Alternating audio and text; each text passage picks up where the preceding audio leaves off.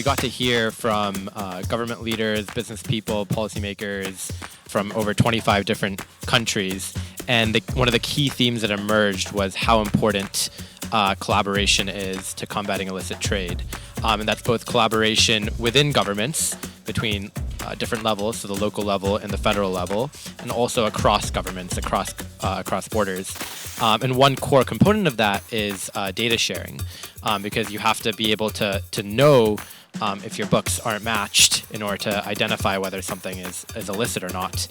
And that brings up a second key takeaway, which is the use of technology in combating illicit trade. So an example is you can use artificial intelligence and machine learning algorithms to identify pattern match when criminal activity is occurring. Today we're talking about the huge impact that the illegal trade has on communities, on the economy, on business, and we're talking about the impact of under-received taxes.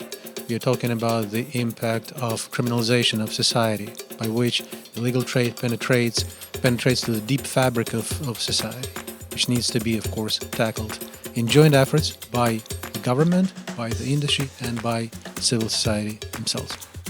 Internet does not know borders.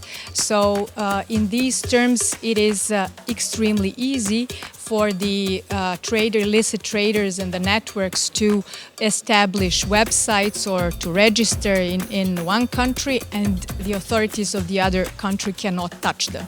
So this is something, more flow of information that are not just between the, let's say, criminal investigative authorities, but all the authorities that oversee the market, and better connecting them in order to tackle this in a right way.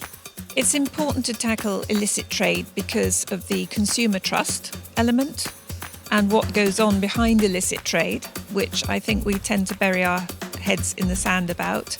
And again, from our industry perspective, huge reputational damage. So illicit trade is actually something that's, and under some estimates, it's gotten worse in the past few years because of a series of shocks, including the pandemic, and then after that, the war in Ukraine.